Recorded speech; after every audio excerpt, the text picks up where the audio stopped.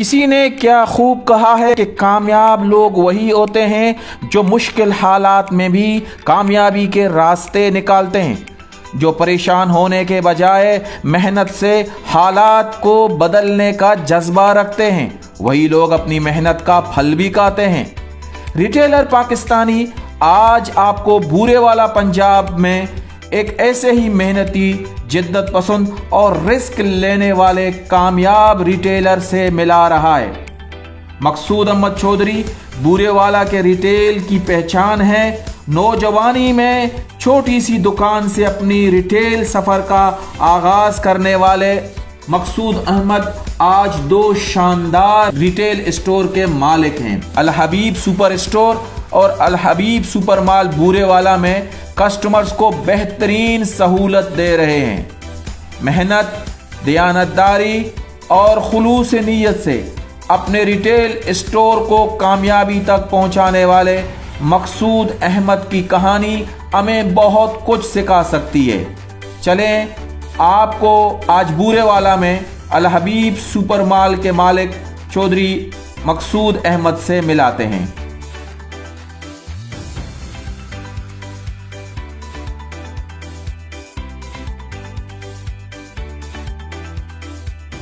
अस्सलाम वालेकुम दोस्तों, मेरा नाम मकसूद अहमद है और अल हबीब सुपर स्टोर और अल हबीब सुपर मॉल 2 मेरे यूनिट्स हैं इस वक्त जिनको मैं रन कर रहा हूं। जब मैंने होश संभाला अपनी ज़िंदगी में, मैंने अपने वालिद को इंतहाई मेहनत करते हुए जब देखा। 5 भाई और 1 बहन, वालदा, 7 लोगों की टोटल फैमिली थी हमारी। और वालिद को जब मैं काम करते देखता तो परेशान होता था। वो 1 बंदा काम करने वाला था और हम 7 लोग खाने वाले थे। और उनका जो बिज़नेस था वो भी एक आयल मिल में मुलाजिम थे। वहाँ पे 6 माह के लिए काम होता था, 6 माह वो बंद रहती थी। 6 माह की जो सेविंग होती थी हमारे पास, उनके अंदर हमने 1 साल तक काम चलाना होता था। तो शुरू से ही क्योंकि मुझे शौक़ था कि मैं अपने वालिद की सपोर्ट करूं, उनकी हेल्प कर सकूं, तो जैसे ही मुझे कुछ थोड़ा सा होश आया और 86 में मैंने मैट्रिक किया, तो उस वक्त मैं 95 में मैंने अपने वालिद के साथ रात को नाइट शिफ्ट पे आयल मिल के अंदर काम करना शुरू कर दिया। तो इस तरह वो 6 माह जब मैं भी उनके साथ काम करता तो थोड़ी बहुत ही सेविंग होना शुरू हो गई। शुरू से ही मुझे ये था कि मैं अपने ही बिज़नेस करूँगा, अपना ही काम करूँगा। शुरू से ही मुझे लगन थी कि मुझे भी लोगों की तरह कामयाब होना है और मेहनत करके कामयाब होना है।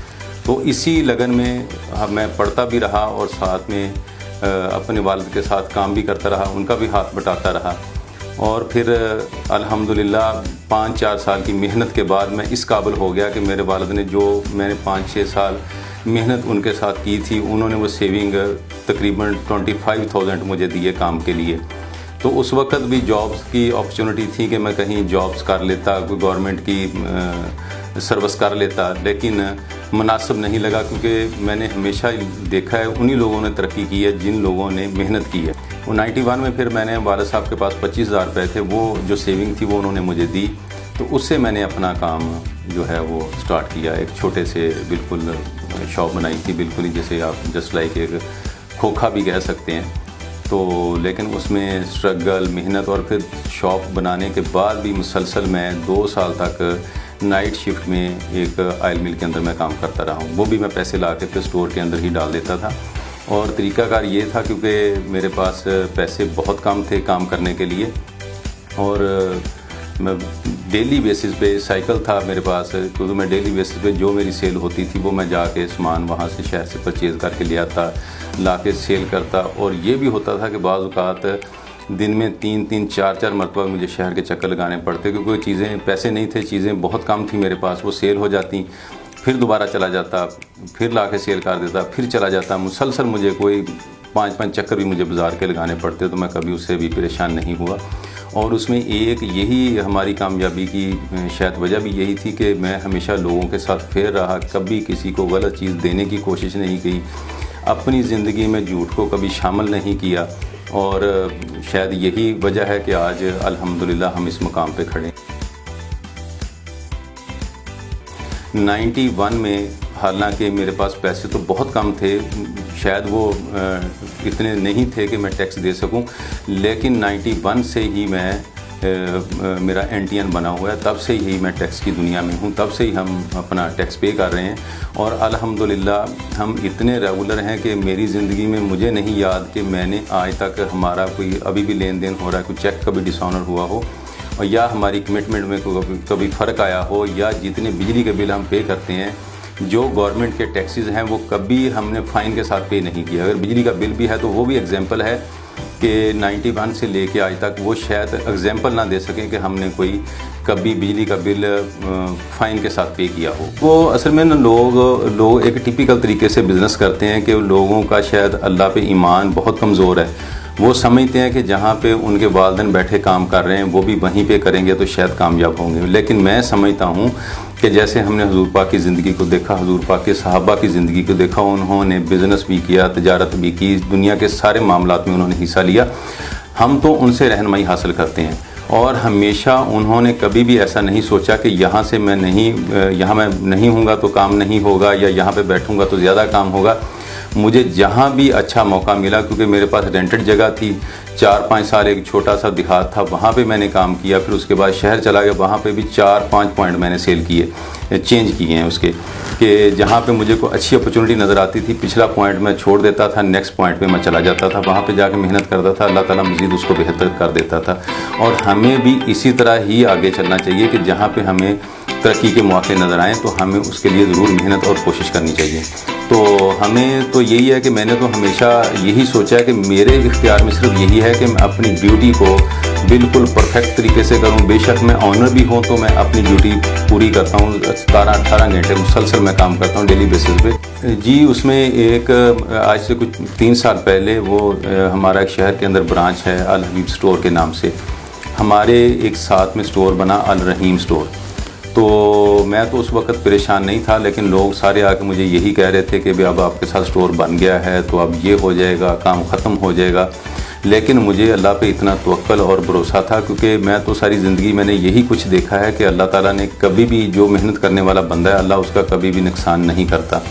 क्योंकि मैं अपनी मेहनत कर रहा था, उनका अपना रिज़्क था, तो ये तो कभी हो ही नहीं सकता कि अल्लाह ताला एक बंदे के मुंह से निवाला निकाल के दूसरे मुंह में डाल दे, क्योंकि उसके पास तो ख़जानों की कमी नहीं है ना। ये तो हम लोग सोचते हैं कि शायद किसी के कंपटीटर के आने से हमारा रिज़्क कम हो जाएगा, लेकिन मेरा इसमें ईमान नहीं है। मैंने तो बल्कि अपने जो एम्प्लॉइज़ थे उनको सख्ती से कहा हुआ था कि अल रहीम स्टोर के मतलब कोई बंदा किसी किस्म की बदगुमानी नहीं फैलाएगा, बल्कि उनको जितना भी हो सका सपोर्ट की जाएगी। और अल्हम्दुलिल्लाह हमने उनको सपोर्ट भी की है, कभी उनकी किसी प्रोडक्ट को बुरा नहीं कहा, कभी उनके प्रोजेक्ट को बुरा नहीं कहा, और उसी का ही समर है कि उनका काम भी अल्हम्दुलिल्लाह ठीक चल रहा है। और अल्लाह का शुक्र है कि हमारा प्रोजेक्ट पहले से भी ज़्यादा सक्सेसफुल है। उनके आने की वजह से हमारी सेल बढ़ी है, कम नहीं हुई। ये निसार भाई, ये मैंने वहाँ पे स्टोर छोटा था शहर के अंदर मेरा, तो वहाँ पे हमारे साथ ही कॉलेज भी है। तो होता ये था कि क्योंकि स्पेस बहुत कम थी मेरे पास, तकरीबन कोई 3500 स्क्वायर फुट का वो स्टोर था, तो वहाँ पे फैमिलीज़ आती थी, तो कुछ सिंगल्स लोग भी होते थे, स्टूडेंट फिर रहे होते थे, तो फैमिलीज़ आती तो वो भी अंदर ही होते थे, तो फैमिलीज़ बहुत डिस्टर्ब होती थी। तो मेरे जहन में एक ख्वाहिश भी थी कि क्योंकि हमारे पूरे बुरेवाला शहर में कोई ऐसी जगह नहीं है, कोई ऐसा पार्क नहीं है, कोई ऐसी तफरीह वाली कोई मकाम ही नहीं है कि जहाँ पे ख़ास करके ख़वातीन और बच्चे घर से निकल सकें। फिर मैंने सोचा कि शहर से बाहर एक ऐसा प्रोजेक्ट बनाया जाए, ऐसी खुली स्पेस हो जहाँ पे अगर लोग फैमिलीज़ जो हैं वो अगर परचेजिंग करने नहीं भी आती तो कम से कम एंटरटेन करने के लिए आ जाएंगी। वहाँ पे हमने फूड कोर्ट भी साथ बनाया हुआ है। तो जहन में तो यही सोचा था कि लोगों को जो फैमिलीज़ हैं उनको हमने सिक्योर कैसे करना है, उनकी हमेशा से रिस्पेक्ट की है, इज़्ज़त की है फैमिलीज़ की ख़ास करके, और उनको मैं ऐसा माहौल देना चाह रहा था कि वो हमारे मॉल पे आएँ तो अपने आप को ऐसा कंफर्टेबल फील करें कि जैसे वो अपने घर में फिर रही हों। तो बहुत सारे लोगों के साथ मुशावरत भी हुई, दोस्तों के साथ भी, कुछ इम्पोर्टर्स के साथ भी, लेकिन सारे लोग ही मेरे इस प्रोजेक्ट के एंटी थे, ख़िलाफ़ थे। वो कह रहे थे कि आप शहर से बाहर जाके ये सारा कर रहे हो तो ये यहाँ पे सक्सेसफुल नहीं होगा। लेकिन मुझे अल्लाह पे बड़ा यकीन था, बड़ा ट्रस्ट था, और हर बंदे को, हर मुसलमान को होना भी चाहिए कि हम अल्लाह की मदद के बगैर कुछ कर भी नहीं सकते। जब इन्होंने ये अल हबीब सुपर मॉल बनाने का इरादा किया तो मैं एज ए फ्रेंड इनके साथ बड़ा नाराज़ हुआ कि ये बहुत ही मेरे हिसाब से ये मंसूबा अच्छा नहीं था।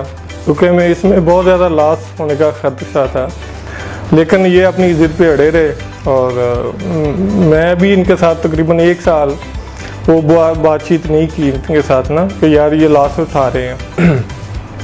लेकिन अब जब ये माशाल्लाह बहुत बड़ा ब्रांड बन गया अलबीब माल, तो मेरे ख्याल के मुताबिक इनका फैसला बहुत अच्छा था।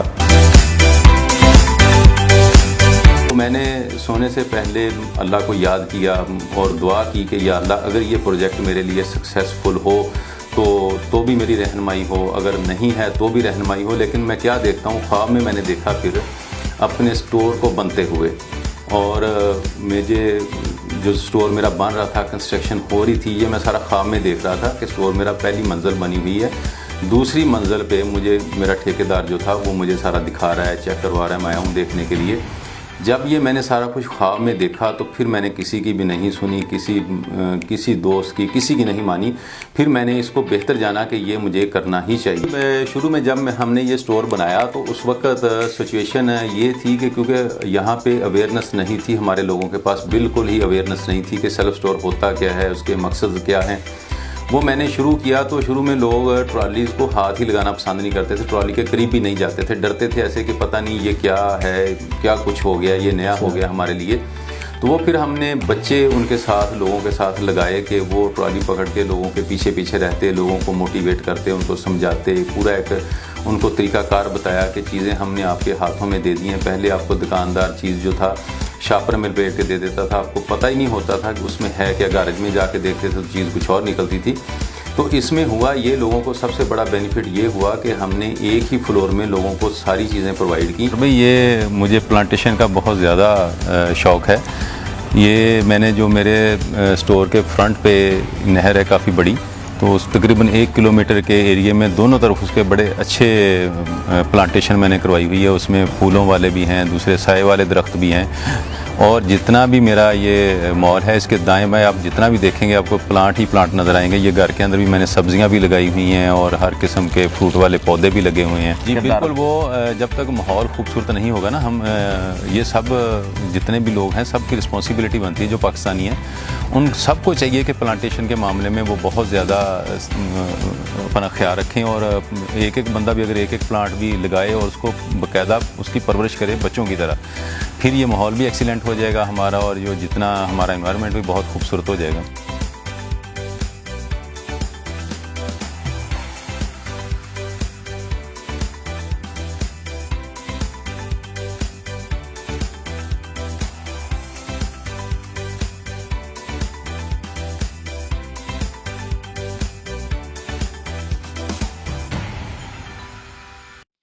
निसार भाई, ये हम तो बिज़नेस को ऐसे लेते हैं कि हम अपने साथ साथ अपने लोगों को भी साथ में लेके चलते हैं। ये एक बूढ़े वाला की बच्ची है छोटी सी, तो वो ये बनाती है ऐसी चीज़ें, और मुख्तलिफ ये पड़ी हुई हैं, ये वाली चीज़ें पड़ी हुई हैं, वो बना के लाती है हमारे साथ। हम उसको भी अप्रिशिएट करते हैं और उसको उसकी हौसला अफजाई के लिए हम उनसे परचेज़ कर लेते हैं। ज़बरदस्त। और ये अल्हम्दुलिल्लाह बड़ी अच्छी सेल भी हो जाती हैं, लोग इनको बड़ा लाइक करते हैं, क्योंकि वो चाइना से भी तो हम ऐसी चीज़ें लेके आते हैं ना। हम उनको जो पैसे दे रहे हैं तो फिर हम अपने लोगों को क्यों ना सपोर्ट करें कि जो लोग ये काम करना ऐसा चाह रहे हैं, बच्चियों को भी चाहिए, जो लोग कर सकते हैं, जिनके अंदर ये है कोई अवेयरनेस थोड़ी बहुत ही, उनको ऐसी चीज़ों में जाना चाहिए। सपोर्ट करने के लिए उनकी यहाँ डिस्प्ले भी करवाते हैं और अच्छी सेल भी हो रही है। मेरी पाकिस्तान में और मुख्तलिफ शहरों में रिटेलर से भी गुजारिश है कि आपके शहर में भी इस तरह के टैलेंटेड स्किल्ड वर्कर्स हैं, फीमेल हैं, लड़कियां हैं, तो आप अगर उनको सपोर्ट करेंगे और अपने स्टोर में उनको जगह दे देंगे तो उनकी हौसला अफजाई हो जाएगी और अच्छा टैलेंट हमें निकल कर सामने आ जाएगा। और हमारे पास एक ना बुज़ुर्ग लेके आते हैं चटनी बनी हुई, आलू बुखारे की चटनी लेके आते हैं, वो नीचे मैं आपको दिखाऊंगा जाके। तो वो 5-6 साल से हमारे साथ अटैच हैं, वो उतनी की बनाते हैं, ला के हमें दे जाते हैं, हम उनको अपने काउंटर के ऊपर जगह देते हैं, बहुत बड़े शौक के साथ उनकी चीज़ सेल करते हैं ताकि उनको सपोर्ट मिल जाए, ताकि किसी को मुहताज ना हो। ये निसार भाई, ये तकरीबन है 30,000 स्क्वायर फीट पे है, 10,000 स्क्वायर फीट का एक हाल है, 3 पोर्शन है हमारे, ग्राउंड फ्लोर, लोअर फ्लोर और फर्स्ट फ्लोर, और इसमें तकरीबन कोई 35,000 के करीब आइटम्स हैं हमारी। ईच एंड एवरीथिंग जितनी भी आइटमें हैं वो सारी मैं खुद ही परचेज़ करता हूँ और उस पर कभी क्वालिटी पे मैं कंप्रोमाइज़ नहीं करता। चाइना भी मैं खुद जाता हूँ, वहाँ से चीज़ें मैं देख के परचेज़ करके लेके आता हूँ। तकरीबन 70% के करीब तकरीबन आइटमें हम वहीं से चाइना से ही परचेज़ करते हैं। कुछ कराची से बिजनेस है हमारा, कुछ लाहौर से है कॉस्मेटिक्स का। बात होती है कॉन्फिडेंस की कि आप परचेज़ करके क्या लेके आए। सबसे पहले तो मैं खुद क्लाइंट होता हूँ किसी ना किसी बंदे का। जब मैं चीज़ परचेज़ करता हूँ किसी से तो मैं सबसे ज़्यादा प्रेफर क्वालिटी को करता हूँ। मैं जस्ट ऐसे सिलेक्शन करता हूँ चीज़ों की कि जैसे मैंने खुद यूज़ करनी हो। इसलिए कभी अगर कुछ चीज़ें हमें रिटर्न भी आती हैं तो हमारी पॉलिसी तो यही है अल्हम्दुलिल्लाह, हम तो हुजूर पाक के नक्शे कदम पे चलते हुए जैसे उन्होंने बिज़नेस का स्टाइल हमें दिया है ज़िंदगी में कि अगर कोई 1 लाख रुपए की भी परचेजिंग रात को कर ले और सुबह सबसे पहला क्लाइंट वही हो हमारा वापस करने वाला, तो हम बखुशी चीज़ें वापस भी करते हैं और उसको पूरी प्राइस उसी वक्त ही दे दी जाती है वापस।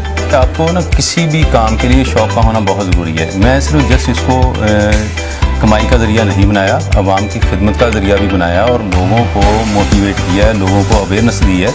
ये पूरी एक ज़िंदगी का स्टाइल है। इसमें ये नहीं है कि आप पैसे लगा दिए और आराम से घर बैठ गए, ऐसे काम नहीं चलते। उसके लिए प्रॉपर आपको मेहनत करनी पड़ती है, आपको ख़रीदारी प्रॉपर आपको देखनी पड़ती है। उसके लिए हम कभी भी क्लाइंट को किसी भी मोड पे हम नाराज़ नहीं करते। क्लाइंट बाज़ अपने राइट पे भी होते हैं, कभी गलत भी होते हैं। हम तो जो लोग राइट होते हैं ना, जो ठीक लोग होते हैं, जो अच्छे होते हैं, हम तो उनको ही फॉलो करते हुए दूसरे लोगों को भी इग्नोर कर देते हैं। कि कुछ लोग, सारे लोग तो एक जैसे नहीं होते, ना सारे दुकानदार ना सारे रिटेलर एक जैसे, सारे इंसान कभी भी एक जैसे नहीं होते। हम तो बस इसी पॉलिसी को लेके चलते हैं कि लोगों को सेटिस्फाइड रखना है, वो क्वालिटी वाइज हो, वो क्वांटिटी वाइज हो, वो प्राइस वाइज हो, हर तरह से लोगों को ही प्रेफर करना है और उन लोगों को एक अच्छा हमने एक चीज़ बना के यहाँ पे दी है उनकी एंटरटेनमेंट के लिए। मैंने असल में एक यहाँ पे बहुत बड़ी कमी फील की थी क्योंकि छोटा शहर था हमारा बूरे वाला, तो यहाँ पे ना तो होटल ही है, ना कुछ ऐसी कोई रहने की लोगों के पास जगह है। जो लोग बाहर से आते हैं तो उनके लिए बड़ी परेशानी होती थी। तो मैं खुद बड़ा कन्फ्यूज़ होता था क्योंकि अगर हम इन चेन को देखें, मैं अकेला तो कुछ भी नहीं हूँ अगर जब तक ये परचेज़र हमारे साथ नहीं है। ये हमारे साइलेंट पार्टनर मैं तो इनको समझता हूँ। जितने सेल्स के लोग हैं मेरे लिए वेरी वेरी इंपॉर्टेंट। आज मैं अगर इस मुकाम पे हूँ तो इस जो जितने भी इम्पोर्टर्स हैं या सेल्स के जो लोग हैं उनकी वजह से मैं यहाँ पे खड़ा हूँ, क्योंकि मैं सारी चीज़ें खुद जाके तो परचेज़ कर नहीं सकता। बहुत सारी आइटमें तो यहाँ पे बैठे हुए मुझे मिलती हैं, तो फिर उन लोगों को फैसिलिटेट करना भी मेरा ही काम था। तो इसलिए बुरे वाला में क्योंकि स्पेस नहीं थी कोई भी, इसलिए फिर मैंने अपने इस यूनिट के ऊपर 3 रूम्स बनाए हुए हैं। जो कोल्ड चेन्स के लोग आते हैं या सेल्स के लोग आते हैं तो उनको रहने के लिए, ताकि कोई मसला ना बने, वो रात को मैंने गार्ड्स को कहा हुआ है कि रात के जिस टाइम भी जो बंदा आ जाए, वो दरवाज़े खुले होते हैं हमारे गेस्ट हाउस के, तो वो लोग आके वहाँ पे रात को स्टे कर सकते हैं और सुबह अपना जहाँ मर्ज़ी को चले जाएँ। जी, उनकी जो लोग हमारे पास सारे ही अनट्रेंड ही आते हैं क्योंकि कोई यहाँ पे इंस्टीट्यूट नहीं है, कोई लोगों के लिए कुछ भी नहीं है सीखने के लिए, एक हम ही हैं। और हमारे पास भी लोग तकरीबन चेंज होते रहते हैं, तो फिर जो बंदा भी आता है उसको बाकायदा ट्रेनिंग दी जाती है। हमने 1-2 लोग रखे हुए हैं जो उनको बाकायदा ट्रेनिंग देते हैं, लोगों से भी किस तरह आप लोगों ने सर्विसेज लोगों को देनी है या दूसरे मामला देखने हैं, उन लोगों को बाकायदा एम्प्लॉइज़ को सर्विसेज दी जाती हैं। और यहाँ पे हमने एक बाकायदा अपना सिस्टम बनाया हुआ है कि कोई भी क्लाइंट जो है वो अपने घर से खाना नहीं लेके आएगा। वो हम 2 टाइम का खाना यहाँ पे उनके लिए किचन बनाया हुआ है, कुक रखा हुआ है, जो हम यहाँ पे अपने जितने भी एम्प्लॉइज़ हैं उनको वो प्रोवाइड। अल्लाह ताला आपके कारोबार में बरकत दे और जो काम आप बुरे वाला के लोगों के लिए कर रहे हैं उसमें और तरक्की दे आपको। जी, मेरा नाम एजान इरफान है और मैं इधर कैशियर आया था, तो आज मैं एज ए एडमिन काम कर रहा हूँ माशाल्लाह। और मुझे 8 साल हो गए हैं अल हबीब सुपर माल में काम करते हुए माशाल्लाह। बहुत ही अच्छा पाया और एज ए ओनर और वर्कर में कोई डिफरेंस नहीं देखा मैंने, हमेशा अपनापन ही दिखाया उन लोगों ने। इतना टाइम हो गया काम करते हुए यहाँ पे सर के साथ। वो सर के बारे में बताऊँगा कि सर का ये पैशन है माशाल्लाह, बहुत ही इनको ना आगे तक लेके जाना चाहते हैं और लेके जा रहे हैं। यहाँ पे फुल स्टॉप नहीं है, हमारा एक प्रोजेक्ट भी स्टार्ट हो रहा है इंशाल्लाह। वो 1 जनवरी को इसकी ओपनिंग है एज ए बेकरी, जो बुरे वालों के लिए बहुत अच्छी खुशखबरी की बात है।